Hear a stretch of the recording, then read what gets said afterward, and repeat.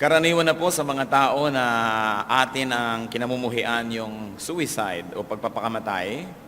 Kaya kumisan pag nangyayari ito sa ilan sa atin ay halos hindi pinag-uusapan sapagkat hindi mainam pag-usapan. Many people do not want to even talk about suicide, and of course, usually people hate the idea of suicide. But many people commit suicide unconsciously by worrying. Suicide means ending one's own life. But there are many forms of suicidal actions. And to take life away from life, kung alisan natin ang kulay ng buhay, ng siglaang buhay, ay para na rin tayong nagpakamatay. Ang isa pong sinabi ng Panginoon na talagang lagi kong inaalala at napakahalagang alalahanin, sinabi sa John 10:10, I have come that they may have life and have it to the full.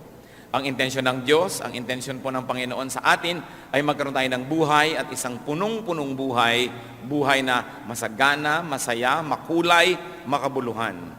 Subalit, sa pandarayan ng kaaway at kumisan sa ating pagpapabaya, hindi natin alam, tayo na mismo ang kumikitil sa sarili nating buhay. Ang ating pong pamagat ng pag-aaral ngayon, do not kill yourself with worry. Heavenly Father, we thank you for your goodness, for your kindness, and never-ending mercies. Thank you for your grace. Thank you for enabling us to be here today. Isang tagumpay niyo, Panginoon, na kami narito ngayon, sumasamba, nagdadala ng aming mga handog sa inyo, nagdadala ng pusong walang laman at nais masidlan ng inyong karunungan. Napasasakop kami sa inyo, Panginoon, at nais amin kayong maging tunay na tagapagsalita. Lukuban niyo kami ng inyong kapangyarihan, buksan niyo po ang aming mga mata, ang aming tainga, at matanggap namin ang katuruan niyo sa araw na ito. Hinihiling po namin, Panginoon, ang isang mapayapang puso.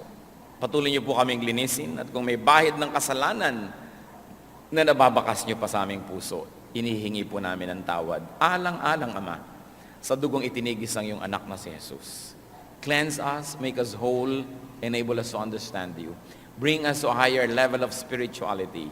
And we pray that as we ponder your word, you will protect us from lies, from half-truths, from deceptions of the evil one.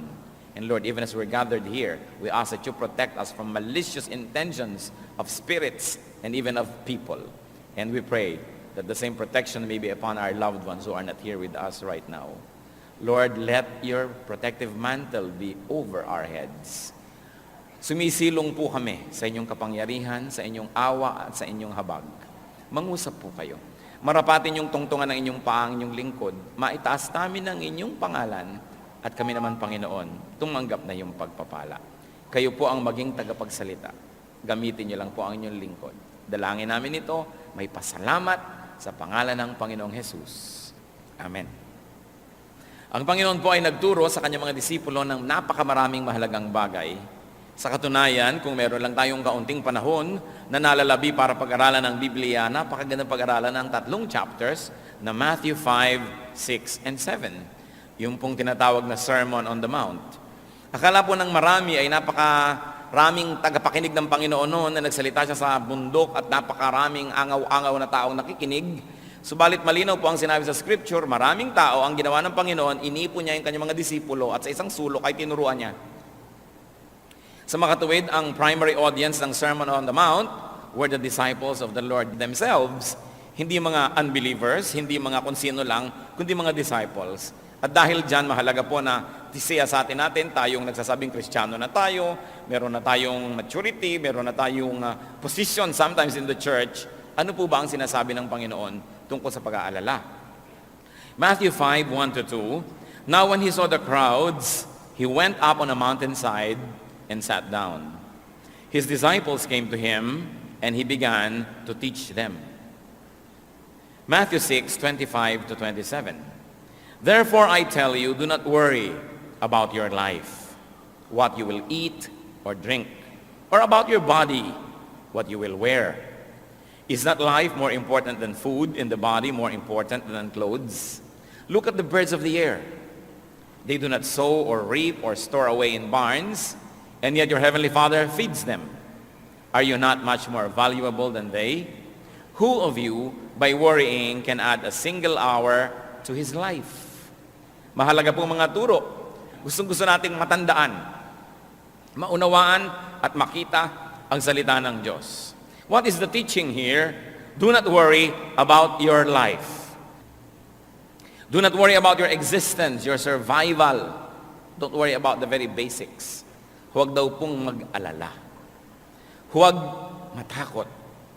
Huwag lagi nang magkaroon ng agam-agam tungkol sa ating buhay. Anong kakainin ko? May kakainin pa ba ako? Anong iinumin natin? Nauubos na daw yata ang fresh water supply ng planeta. Paano kaya lumipat na sa Canada dahil marami dong mga lakes? O sa Antarctica dahil maraming yelong pwede pang tunawin? Masyadong maraming alalahanin ng mga tao ngayon. Sabi ni Lord, do not worry about what to eat or drink. This is the very core of survival. Because the Lord says, life is more important than food. Life is more important than just survival. Now, don't get this wrong. Hindi sinasabi ni Lord na do not think about what to eat, do not think about provision, that do not plan about it. Ang sabi niya, do not worry. Because when you worry, you will be robbed of many happiness and many joys in life. And there is so much more to life. Sinasabi ni Lord, yung buhay, mas marami pang mahalagang bagay kaysa kung ano ang kakainin. Kumakain lang ang tao para huwag mamatay. Nagdadamit siya para huwag ginawin o para huwag siyang malantad. Pero ang buhay ay lampas pa sa mga anong kakainin at anong isusuot. At ano pa pong sabi niya? Do not worry about your body. What you will wear. So dati basics, food. Very basic yung food eh. Although iba gusto nilang isama yung clothing sa basic needs. Pero ang totoo, food talaga. Kasi nung si Adan at si Eva ay nilikha, binigyan sila ng pagkain, pero wala naman silang damit. Hindi nila kailangan yon nung wala pa silang malisya. At maganda pa ang klima ng planeta, hindi pa nasisira ang nature, kaya hindi nila kailangan ng protection. But then secondarily, you need clothing. So, iba't ibang level ng need ang sinabi ni Lord dito, the very basic, and then the secondary, or the second most basic. But He says, your body is much more valuable than what it wears, than what you put on it. At ano po ang logic? Ano ang rason? Ano ang katwiran? Kung bakit sinasabi ng Panginoon na huwag mag-alala kung anong kakainin at dadamtin? Because God feeds and God takes care of the birds. God takes care of creation. And therefore, God will take care of you. God will feed you. Ano po sinasabi dyan?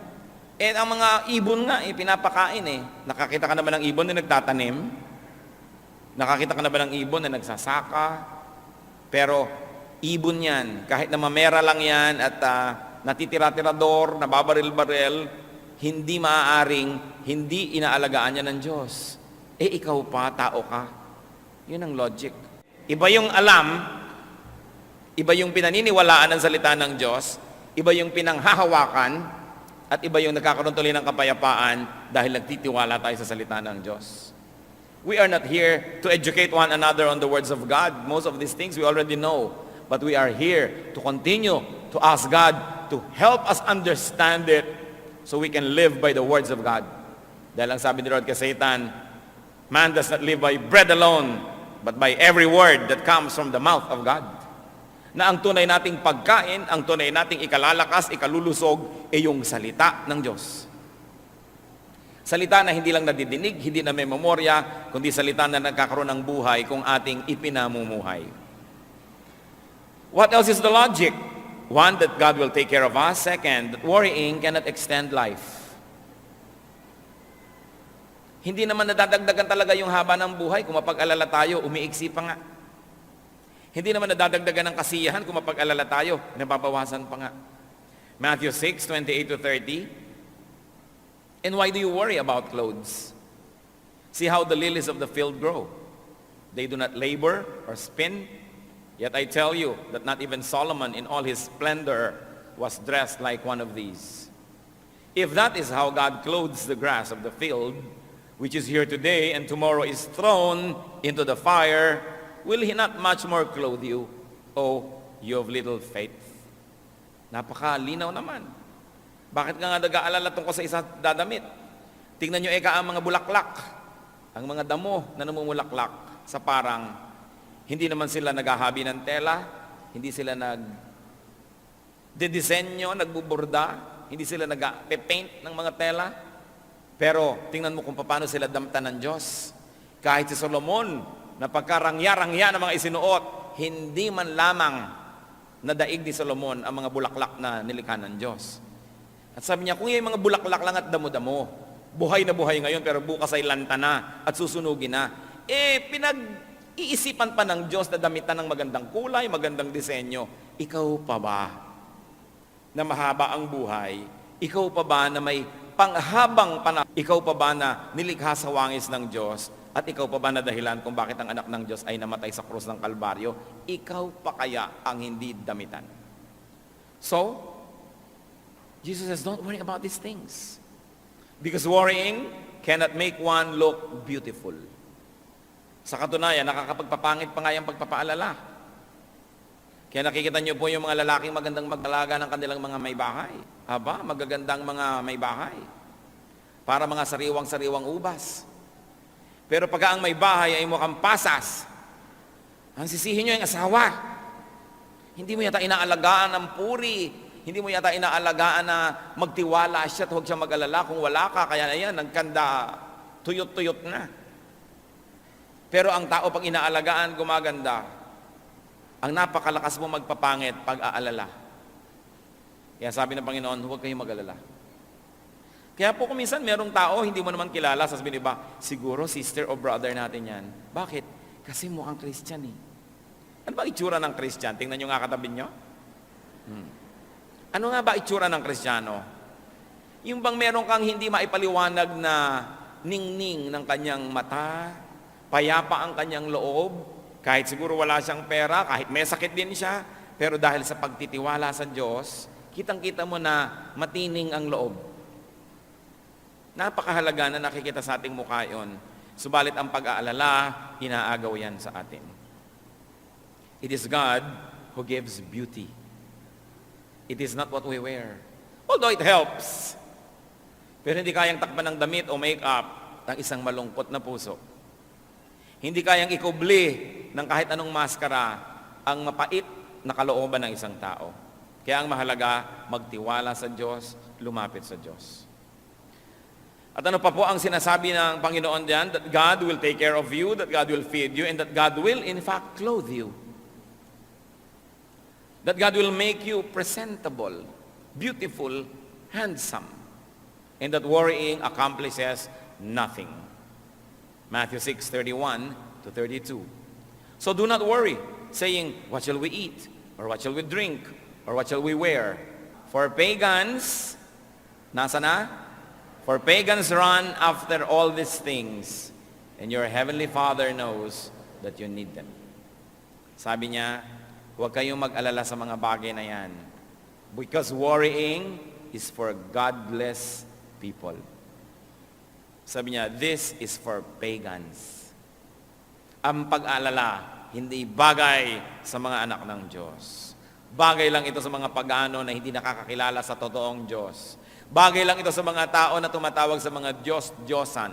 Bagay lang ito sa mga tao na hindi kilala ang kanilang Diyos. Pero sabi, kung anak kayo ng Diyos, hindi bagay sa inyo ang mag-alala.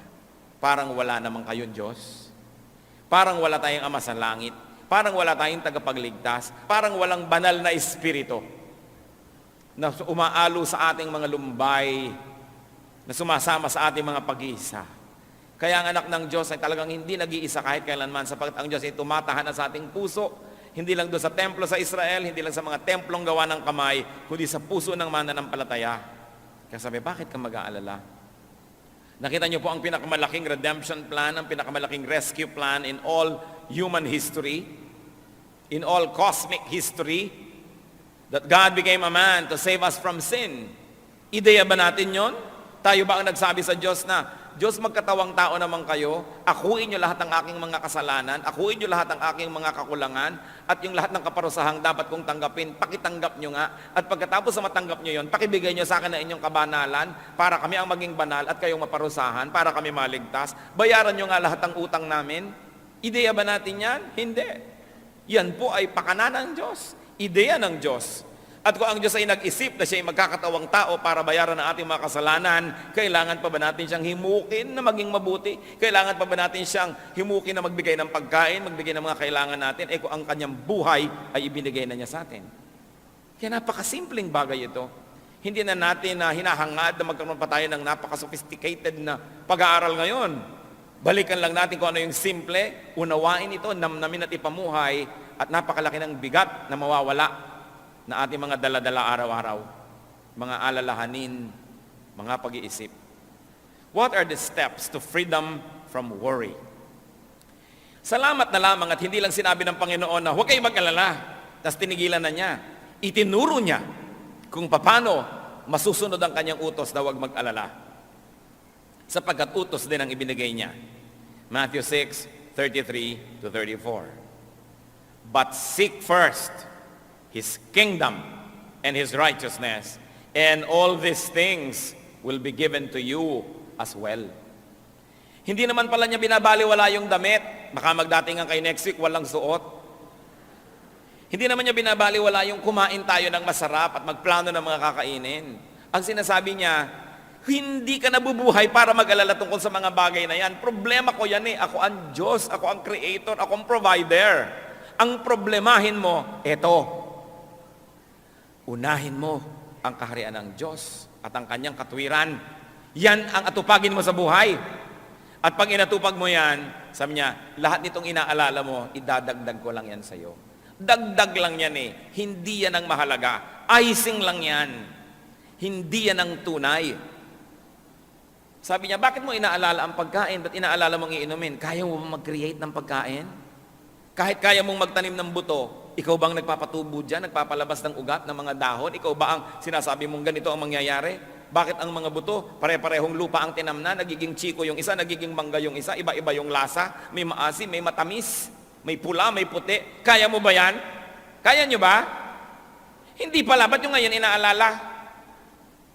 Yung unahin ng Diyos, sundin siya, kaya ba natin yon? Yes, by God's grace we can. Yun ang unahin. Pambihira naman ikaw sabi ng Diyos. Hindi mo kaya, pinoproblema mo, kaya hindi matapos-tapos ang problema mo. Etong kaya mo. Kasi hindi naman mag-uutos ang Diyos kung di natin kaya. Kung hindi niya tayo bibigyan ng kakayanan na sundin. Unahin mo ang kanyang kaharian. Unahin mo ang kanyang katuwiran. At lahat ng yan, idadagdag niya sa iyo. Verse 34. Therefore, kaya merong therefore do not worry about tomorrow. For tomorrow will worry about itself. Each day has enough trouble of its own. So what are the steps to freedom from worry? First is to prioritize God's kingdom. Unahin ang kanyang kaharian. At yung kaharian niya, hindi lang yung bababa mula sa langit, hindi lang yung pagdating ng panahon, yung nasa puso na natin, that we have to expand God's kingdom in our hearts and in the world. Ang kaligtasan natin at kaligtasan ng iba, ang kanyang katuwiran, ang kanyang righteousness, unahin. Unahin natin na maging mabuti, mabait, makadiyos, malinis. Yun ang unahin natin. Kasi yung iba, inuuna nila na magkapera, magkaroon ng isusuot, magkaroon ng kakainin, kaya ang kaluluwa ibinebenta kay Satanas. Di bali na magkasala ako, mandadaya ako, magnanakaw ako, kasi kailangan kong kumain, kasi kailangan ko magkadamit, kasi kailangan ko ng pambayad sa kuryente, sa tubig, tuition fee ng mga bata, etc., etc. May sakit ang nanay ko, sa mga agaw ako ng cellphone, ng may cellphone. Sabi ni Lord, lahat ng bagay na kailangan nyo, kaya kong ibigay. Ang gawin nyo, pumwesto kayo doon sa lugar na dadaanan ng pagpapala ko. At yung lugar na yon, yung lugar ng kabanalan, lugar ng pagiging makadiyos. At pag doon ka lumagay, ang Diyos ang may problema kung paano kanya bibigyan ng iyong kailangan. Yung iba sa paghahanap nila ng kanilang mga kailangan sa buhay, lalong lumalayo sa Diyos. Kaya lalong nakakalubog-lubog, lalong nakakawindang-windang ang buhay, at lalong napapahamak. Sabi ni Lord, gusto nyo ng mga kailangan nyo sa buhay? Akong nakakapagbigay niyan. Pag gusto ko magbigay, hindi ako kailangan pilitin. At kung ayaw ko, hindi rin ako napipilit na magbigay. Bakit hindi mo ko bigyan ng kasiyahan? Pag tayo nabubuhay ng ayon sa wangis ng Diyos, kasi tayo ginawa sa wangis niya, nilikha sa wangis niya, nasisiyahan siya. At kung nasisiyahan ba ang Diyos, napakahirap para sa Kanya na mag-blow out. Napakahirap pa sa Kanya na magbigay ng mga gusto niyang ibigay sa atin. Kaya ang dapat nating unahin, masiyahan ang Diyos sa ating pag-iisip, pananalita at pamumuhay. At pagkatapos, siya ang may problema kung paano tayo papakanin. Parang mga anak, pinag-aaral ka ng magulang mo, ang problemahin mo yung mag-aaral kang mabuti, ipasa mo ang iyong mga subjects, huwag kang mag-drugs, huwag kang mag-premarital sex, huwag kang nobyo-nobyo agad ang inaasikaso. Yun ang problemahin mo. At yung magulang mo naman, ang problema ng ipangbabayad mo sa school, kakainin mo, ibabayad sa kuryente na ginagamit mo sa mga ilaw mo sa bahay. Kasi mayroon tayong ganong role. Ang role ng Ama is to provide for us. Ang role natin, sumunod. Sumunod. Bigyan siya ng kasiyahan. At sabi, all these things will be added unto you. Why? Because you have placed yourself under God's governance, under God's economy, under God's care. Pag tayo po nagpakabuti, sa negosyo, fair ka, di ka nandadaya. Empleyado ka, di mo dinadaya ang iyong employer. Employer ka, hindi mo dinadaya ang iyong mga empleyado. Sasabihin ng logic ng mundo, ay, lugi ka. Because you can get more by cheating. Pero pag sumunod po tayo sa Diyos, inuna natin ang Kanyang kabutihan, ang totoo nun, ang ginagawa natin ay nagpapasakop tayo sa Kanya. Meron ba kayong mga alaga sa bahay? Sino sa inyo may mga alagang aso? Yan. Sino may mga alagang pusa? Sino may alagang ibang hayop pa? O, pagka po ba sila yung umiiyak at gustong kumain, binubugbog nyo? Hindi. Kumisa nga yung ribbon ng aso, ribbon din ng amo eh. Kung ano yung suot ng amo, suot ng aso rin. Pagka ba yung pet ninyo ay nagiginaw, ay lalo niyong binubusan ng yelo? Pagka ba may ibon na dumapo sa inyong bintana dahil may bagyo at sira-sira ang pakpak niya, sabi niyo, ay mahina ang ibong to, ano gagawin niyo? Dudurugin mong ibon? Hindi. Aalagaan mo dahil dumapo sa iyong bintana, nagpapaampon sa iyo. Sa palagay niyo, anong gagawin ng Diyos kung sa Kanya tayo nagpapaampon? Kakawawain ba tayo? Dahil sumusunod ka sa akin, masyadong honest ka sa negosyo, pues malulugi ka. Ganon kaya yon? Dahil hindi ka nandadaya, hindi mo ginagaya yung ginagawa ng iba na mabilis kumita, lagot ka, kawawa ka sa akin. Yun kaya ang gagawin ng Diyos? Hindi. Kung inaalagaan natin ang mga hayop, maski tayo ay tao at taong makasalanan, marunong tayo mag-alaga ng mga nagpapaampon sa atin, nagpapakupkup at nagpapaalaga, Diyos pa kaya ang hindi mag-alaga sa nagpapakupkup sa Kanya. Kaya ang dapat nating unahin sa buhay, to surrender to God, to seek God's protection, and to live by God's decrees. Because God is an infinitely better, in fact, He is the best keeper. Hindi ka pwedeng malugi dahil sumunod ka sa Diyos. How else do you step away from worry? Do not fast forward life's concerns. Yung kasing fast forward, hindi pa dumadating doon, pwede mo na i-forward yung tape, yung pelikula, kahit ano. Pero ang tinuturo po sa atin is to tackle only immediate concerns. Because today's grace is good only for today's needs. Tomorrow's troubles will be allotted God's grace tomorrow. Do not extend God's grace for today to tomorrow's issues. Ano po ang katuruan ng Panginoon? Binibigyan kita ng lakas para sa mga ipinapagawa ko sa iyo ngayon. Binibigyan kita ng kakayahan para sa mga dapat mong magawa ngayon. Kaya ka nang hihina. Yung ibinibigay ko sa iyong lakas na pang ngayon, fina-fast forward mo na sa problema bukas, sa problema sa Miyerkules, sa problema sa next month, sa next year. Kaya yung lakas na pang ngayon, dapat sana'y sapat, kinakapos, kasi konti na lang itinitira mo, iminumudmud mo na doon sa mga problemang di pa dumarating. Matthew 6:11, ang turo niya, give us today our daily bread. Kung ano lang po ang kailangan ko ngayon, yun lang po ang ibigay niyo sa akin. Nakita niyo po itong nagpaulan ng mana o tinapay mula sa langit ang Diyos? Ang bilin niya sa mga tao, ipunin niyo lang yung kailangan niyo para sa araw na to. Yung iba hindi nagtitiwala. Sabi, ay naku, baka hindi na umulan bukas, baka wala ng mana bukas, be wise. So ang ginawa nila, nag-ipon sila ng higit sa kanilang kailangan, nakita nila biglang inuod, nabulok. At sabi ng Diyos, bakit may mga nabubulok na mga mana sa inyong mga tent? Kasi kumuha kami ng pambukas Di ba sabi ko na nga, kunin nyo lang yung pang ngayon. Paano kung bukas wala kayo dyan? Actually, maraming tao ganun ngayon ang trato sa Diyos. They spend today's energies for tomorrow's worries. Therefore, it is not enough for tomorrow's worries because it has to share with today's needs. And today's needs don't get enough energy because it shares with tomorrow's needs. Lamentations 3:22-23. Because of the Lord's great love, we are not consumed, for His compassions never fail. They are new every morning. Great is your faithfulness. Sabi, hindi tayo nalilipol, hindi tayo nauubos dahil sa pag-ibig ng Diyos na di nagmamaliw. Ang kanyang pag-ibig ay bago ng bago, araw-araw. Kung tayo po'y lagi mag-aalala, ano mangyayari sa atin? Magiging duwag tayo. Hindi natin magagawa ang mga ipinagagawa sa atin ng Diyos. Paliliitin natin ang paliliitin ng ating ginagawa. Sigun lamang at bagay lamang doon sa maliit na ating pananaw at sa maliit na pananampalataya. Pero kung tayo maduduwag at magtitipid ng magtitipid, yun na lang ang titingnan nyo. Sayang ba nagastahan na ang salita ng Diyos ay ipamalita at madinig, hindi lang dito sa loob, kundi pati sa labas? I don't think so. Pero ang dapat nating unahin lagi, sundin ang kalooban ng Diyos. Tayo mabuhay sa kanyang mga katuruan. Naniniwala po ako na ang lahat ibibigay niya. Basta tama ang ating intensyon at tayo nananalig.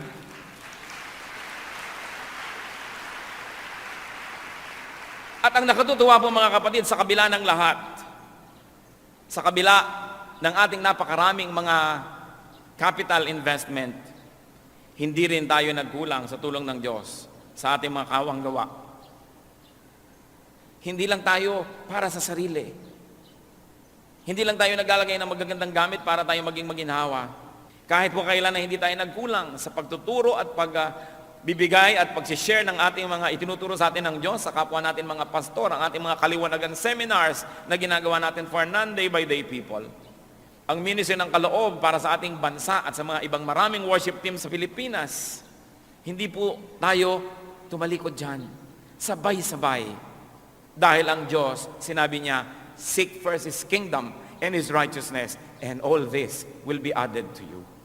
Ang mahalaga lang po, hindi tayo nagiging makasarili at hindi tayo nalilibang at nalalasing sapagkat alam natin, malaki ang Diyos natin. Hindi ipaghihirap ng Diyos ang malalaki nating mga proyekto kung ang puso natin ay nakasisiya sa Kanya. Kaya ano pong ginawa natin over these years, we focus on building God's kingdom, on teaching and living in God's righteousness. We spend money airing radio programs across the nations, 2 national stations, several regional stations. Tinutustusan po natin buwan-buwan, madinig ng mga listeners ang mga programa natin. Wala namang mga commercial yan. Wala namang mga, sasabihin mo, hinihingan mo yung mga nakikinig, kundi sila nagkukusang loob at tumutulong. Pero lahat po yan nangyayari because we share God's goodness with us, with the whole body of the Lord, and with our known nation. Kaya kung mag-aalala tayo lagi, paano ba yan? Baka hindi pwede, wala tayong pera, wala tayong budget. Liliit ng liliit ang ating mga pananaw. Liliit ng liliit ang ating mga hakbang at mga pagtatangka. Samantalang sa tulong ng Diyos, ang mga anak niya at ang kanyang iglesia dapat lumago ng lumago ng lumago. Dapat tayo magtiwala. At alam niyo po, ang ating church maraming nagagawa dahil kayo ay nagtitiwala sa Panginoon. Dahil kayo matapat sa pagbibigay sa mga pangangailangan ng iglesia. Dahil kayo ay nakakakita na mainam na magtanim para sa paglago ng kaharian ng Diyos. And over the years, God added all the funds, all the people very especially, and all the things. Meron bang himala? Meron. Tayo ang isang patunay ng himala ng Diyos. Tingnan ninyo ang inyong paligid. Pinaghihimalaan tayo ng Diyos ng madalas. Ang ating mga pangangailangan, ang paggaling ng ating mga karamdaman, ang pagpayapa ng magugulo nating mga kalooban, ang pagkakasundo ng mga pamilya, ang pagkakaroon natin ng paglilingkod sa Diyos, laging may himala.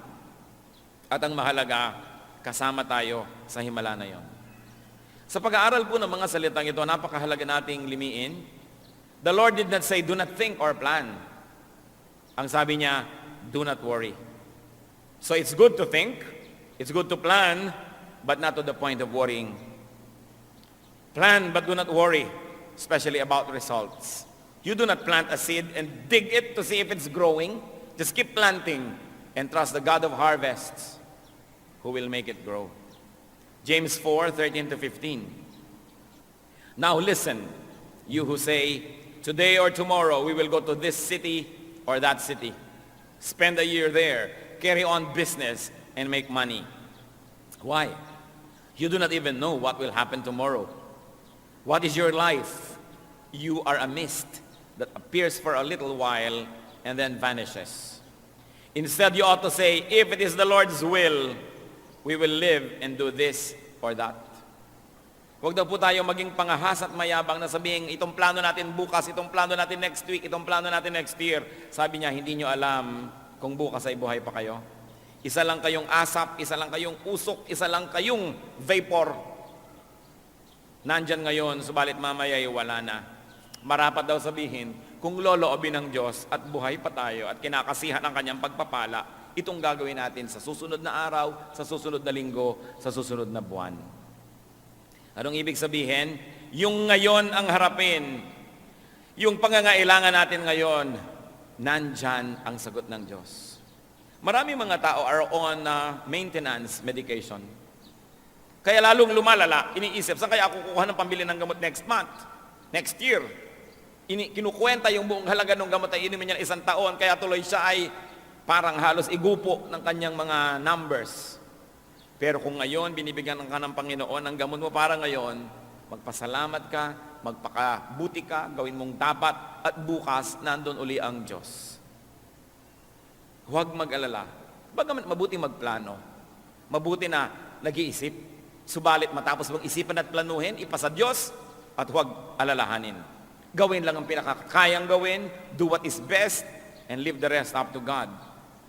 Dapat din naman kasi may plano. Sabi sa Luke 14:28, suppose one of you wants to build a tower. Will he not first sit down and estimate the cost to see if he has enough money to complete it? So God is not against planning. But God says, don't worry. Life is more important than food. Life is more important than livelihood. Marami pong tao may hanap buhay. Dapat naman. Pero yan ay paghahanap lang ng ikakabuhay. Huwag mabuhay para maghanap. Huwag mabuhay lang para maghanap buhay. Dapat naghahanap buhay tayo para tayo may kainin, para may isuot. At kung may lakas na ang ating katawan, may damit ng ating katawan, naghahanap na tayo ng magagawa para sa kaharian ng Diyos. Kasi tayo nabubuhay para palawakin ang kaharian ng Diyos. Hindi tayo nabubuhay para maghanap buhay. Naghahanap buhay tayo para tayo may kitain at para tayo may maitulong sa gawain ng Panginoon, pero hindi tayo nabubuhay para lang maghanap buhay. The Christian's life must revolve around God, around God's kingdom and God's righteousness. Therefore, the Christian's life must revolve around the church. Why? Because Colossians 1:18 says, Christ is the head of His body, the church. If the body of Christ is the church, then the church is the highest institution. The church is the most important institution. Therefore, our lives must be dedicated to the works, to the needs, and to the expansion of the church. If you believe that Christ is the head of the church and that He loves the church. Ang pagiging Kristiyano po hindi lang panglinggo. Kailangan umiinog ang buhay natin sa church ng Panginoon. Sandali lang tayo sa mundo, nakikiraan lang tayo rito. Ang tunay nating sasapitin ay ang presensya ng Panginoon. At marapat lang na pag humarap tayo sa Kanya, meron tayong maisulit at maialay sa Kanyang paanan. Ang ating mga paglilingkod, ang mga nagawa natin, bunsod na rin at tulong na rin ang mga ibinigay niya sa atin. Maghanap buhay para may kainin at damitin at para makapaghandog sa Diyos. Subalit kung hanap buhay lang ang ginagawa natin at wala nang iba, hindi tayo nilikha ng Diyos para maghanap buhay. Nilikha niya tayo, anong sabi sa Bible? To do the good works that He has prepared in advance for us to do. Bawat isang tao may itinakda ang Panginoon. Ito ang mga dapat mangyari sa kanyang lifetime. Ito ang mga dapat niyang matupad. Ito ang dapat na makamit. Kaya tingnan po natin anong kalooban ng Diyos para sa atin. Kaya habang tayo naghahanap buhay, nag-aaral, meron tayong mga pamilyang inaalagaan, meron tayong mga hobbies, meron tayong mga pinagkakaabalahan, we must be free enough to serve. And we must be free enough to have a ministry because we were created by God for good works which He prepared in advance for us to do. Failure means only this: being unable to accomplish the works that God has willed that will be done in our lifetime. Mahalaga po na magtagumpay tayo sa larangan na yan. And yet, through all this, be free from worry. Many people cannot serve God because they worry too much. They worry, hindi ko yata kayang gawin, wala yata akong kakayanan, wala na yata akong oras, hindi ko na yata kayang gawin, gawin ninyo at sa kanyo mapapatunayan. Sabi ni Lord, do this, and all the things you think about will be added unto you. Revelation 22 verse 12 is clear. Ang sabi ng Panginoon sa kanyang pagharap sa mga taong humarap sa kanya sa huling paghuhukom, I will give to everyone according to what he has done. Hindi sinabing, I will give to everyone according to what he has believed. Sabi, I will give to everyone according to what he has done. That's why we have to deal with worry so we can do more. The body is more important than clothes. So devote more resources to what enters the body. Halimbawa, food, medication, than to what is draped on it. Kung atin pong nanamnamin na sinasabi ng verse, mas mahalaga daw po yung katawan kaysa sa dinadamit nito. Gaano kalaki sa inyong budget ang napupunta sa damit at gaano kalaki ang napupunta sa mga vitamins, sa mga good natural foods, sa pag-aalaga ng ating katawan. Baka mas malaki pa ang ginagastos sa dermatologist para lang sa napakanipis na balat dito kaysa doon sa inyong atay na naninilaw na pala, hindi inaasikaso dahil hindi kita. Gaano karami ang ginagastos natin sa mga alahas, sa mga panglabas para ayusin lang yung katawan kaysa palusugin yung loob. The Christian should value the body more than the clothing that is draped on it. Ngayon, kung maraming masyado kayo mga pagpapala, di pagandahin nyo rin, maayos, pero unahin kung ano ang pumapasok sa ating katawan. Huwag kayong maniwala na ang buhok ay kumakain. Kasi pinapakain na ngayon ng buhok, kumakain ng bitamina ang buhok, kumakain ng kung ano-anong mga elements ang buhok. Advertising lang yan. Walang bibig yung buhok at wala siyang digestive system. Kailangan kainin ninyo para lumabas doon sa buhok. Napakahalagang isipin, palusugin ang katawan. Gusto ko po kayong i-challenge mga kapatid, i-review nyo ang inyong family budget at personal budget, lalo yung mga yapis. Gaano kalaking pera ang napupunta sa load, sa mga text na yan, at gaano karaming napupunta sa loob ng ating katawan na pinalulusog natin, pinalalakas natin ang ating katawan. Many people kill themselves to have money. And when they have money, they spend it all just to get well. Kaya ang mahalaga, unahin ang lusog ng katawan. But remember, the Lord did not say neglect your looks. He just said, do not worry about appearances. More than you worry about righteousness or what's inside. Matthew 6:33, but seek first His kingdom and His righteousness, and all these things will be given to you as well. Memoryahin po natin yung Matthew 6:33. Kailangan pa bang i-memorize yan? Yes. Matthew 6:33. Practice nga kayo, sige, pumikit kayo, huwag niyo munang basahin. Pero practice tayo. But seek first His kingdom and His righteousness, and all these things will be given to you as well. O, i-recite nyo nga sa katabi nyo. Siyempre, makikinig muna yung isa, huwag kayo sabay. Okay, 1, 2, 3, go! O, yung kabila naman, yung isa, 1, 2, 3, go! But seek first, tayong sabay-sabay, but seek first His kingdom and His righteousness, and all these things will be given to you as well. Do not worry. Seek God's kingdom and righteousness. And remember who you are. Who are you? You are God's child. So you pray to your Father who listens and take care of seeking God's kingdom and righteousness, and God will take care of everything else. Salamat, Panginoon, sa inyong mga paalala. Kung meron po sa amin dito mga mapag-alala, nervyoso, lagi na lang nag-iisip, anong kakainin, magkakapera kaya, pati isusuot sa burol, pinoproblema, ano kaya ang itsura ko, saan kaya ako ililibing, anong kulay ng ataol ko.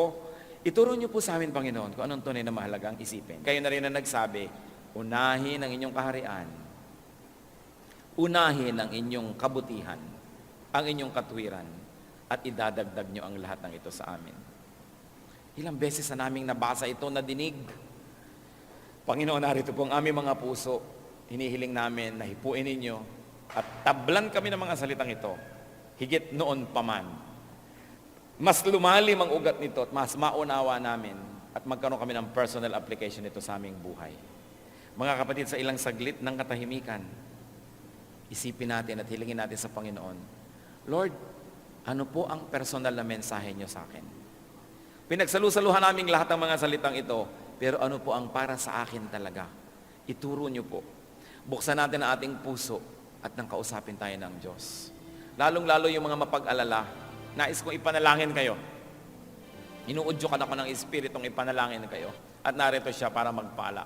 Sino man sa kalagitnaan natin ngayon, mapag-alala, nag-aalala kayo, natatakot kayo sa future, lagi kayo nag-iisip kung paano ba kayo mabubuhay, paano ma-maintain ang buhay, tumayo kayo, hihingi tayo sa Panginoon ng lakas ng loob, pananalig, praise God. Sino pa?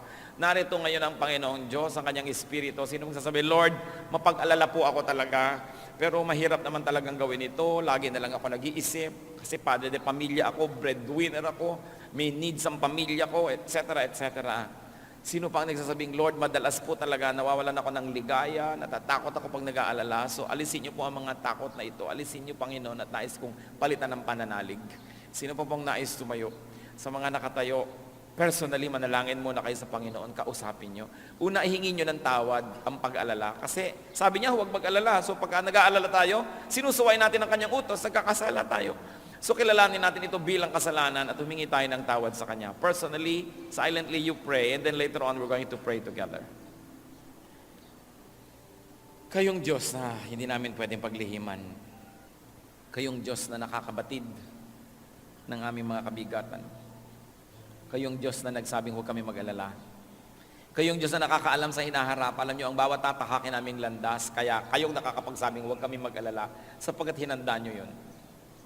Pakisiyasat niyo po ang bawat isa. Panginoon, pawiin niyo po ang mga pag-aagam-agam.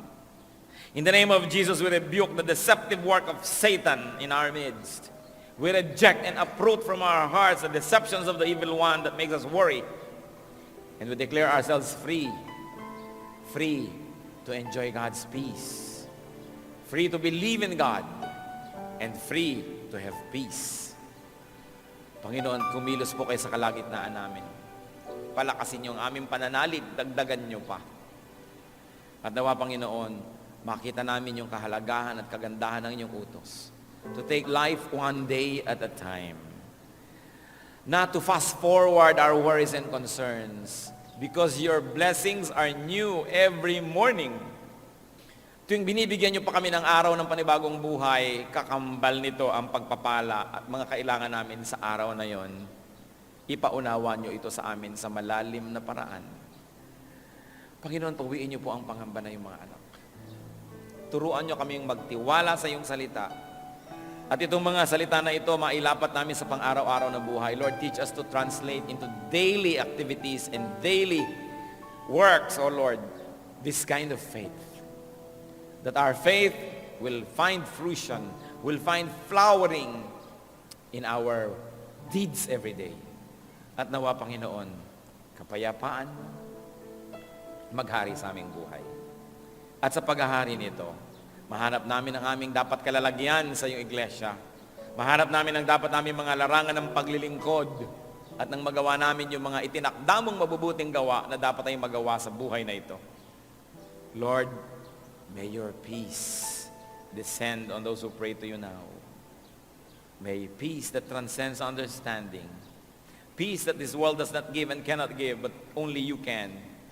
May that peace reign in our hearts. Salamat, Panginoon. Salamat po.